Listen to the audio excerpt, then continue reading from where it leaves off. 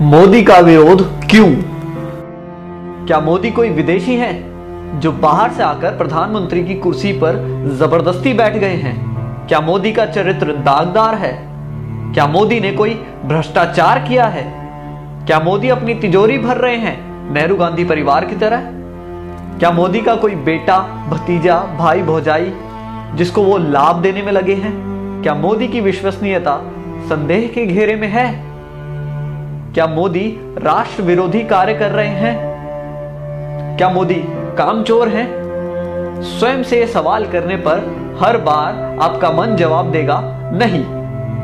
तो फिर मोदी से एलर्जी क्यों? अल्पज्ञानी आरोप लगाते हैं कि राम मंदिर नहीं बनवाया, धारा 370 नहीं हटाई, पीडीपी से गठबंधन कर लिया, 15 लाख नहीं दिए, अच्छे दिन नहीं आए। आप ही बताएं कि क्या आपको हर विषय में 100% नंबर मिलते थे? क्या आप पहली नौकरी लगते ही घर खरीद लेते थे? आपने 5वां फ्लोर पहले बनाया था या फिर मजबूत नींव? गाड़ी में 5वां गियर पहले आता है या पहला? उदाहरण और भी जोड़ सकते हैं।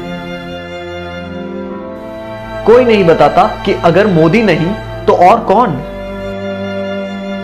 कौन बना सकता है स्थायी सरकार? कौन बनवा सकता है राम मंदिर? कौन हटवा सकता है धारा 370? कौन करवा सकता है किसानों की सुरक्षा? कौन कर सकता है भारत की रक्षा? ये एक साजिश है लुटेरों की ताकि आप फंस जाएं और इनको लूटने को मिले। मई 2014 से आज तक सारे चोर चुहार, देशद्रोही, आतंकी टाइप के लोग पगलाए हुए हैं। जरा सोचिए, अगर आपने आज मोदी का साथ नहीं दिया तो जैसे वाजपेयी सरकार के जाने के बाद सोनिया की गुलामी 10 साल करनी पड़ी थी, अब की बार शायद 100 साल से भी ज्यादा करनी पड़ेगी। खून के आंसू रोना पड़ेगा। एक बार जरूर सोचें। हमने अपने देश की बागडोर मोदी जी जैसे एक ऐसे मजबूत और ताकतवर व्यक्ति के हाथ में दी है जो देश के 125 करोड़ हिंदुस्तानियों के भविष्य के बारे में 24 घंटे सोचते हैं और उनके भविष्य को संवारने के लिए निरंतर कार्य कर रहे हैं। मीडिया और लोगों का विरोध सुनकर भी वे देश के भविष्य के लिए कार्य करते चले जा रहे हैं। वो अपने लिए नहीं, हमारे भारत के स्वर्णिम भविष्य के लिए जी रहे हैं।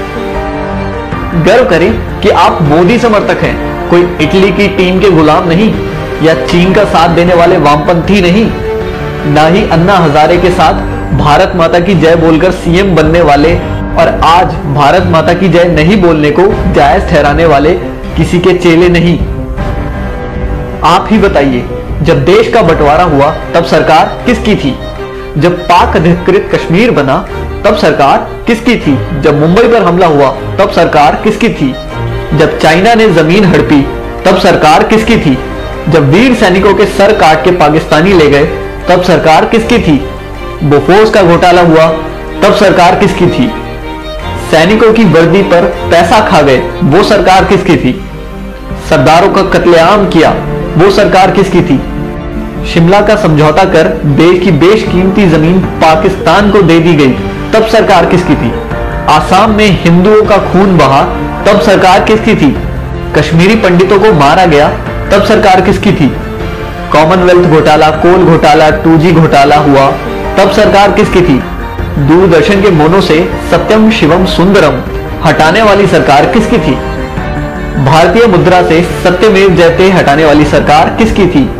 वंदे मातरम का अपमान किया, वो सरकार किसकी थी? क्या आप जानते हैं इंदिरा गांधी के रास्ते में आने वाले लाल बहादुर शास्त्री की ताशकंद में रहस्यमय हालत में मौत हो गई। नेहरू के लिए खतरा बन रहे श्यामा प्रसाद मुखर्जी और दीनदयाल उपाध्याय की हत्या कर दी गई और पुलिस ने आज तक इस साजिश से पर्दा नहीं उठाया। राजीव गांधी के लिए चुनौती बन रहे वीर बहादुर सिंह की पेरिस में मौत हो गई, जबकि उनको हृदय की कोई समस्या ही नहीं थी।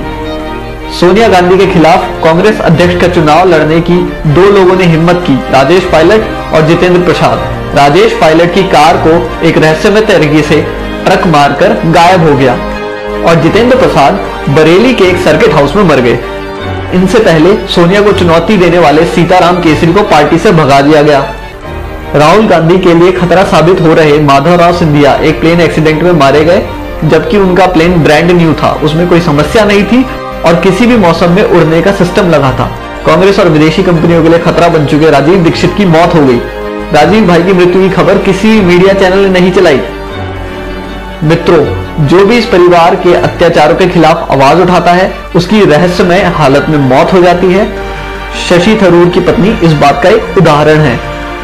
संविधान की धारा 30A के तहत विद्यालयों में गीता रामायण पढ़ाना क्यों प्रतिबंधित है और मदरसों में कुरान और ईसाइयों को बाइबल पढ़ाने की छूट है?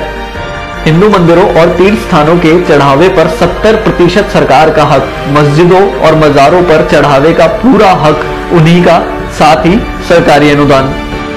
बाबा अमरनाथ और कैलाश पर्वत की यात्रा पर सरकार को टैक्स, लेकिन हज यात्रा पर सब्सिडी। इच्छा है तो इस मैसेज को आगे बढ़ाएं, वरना स्वयं को भारतीय कैसे कहेंगे। जय हिंद।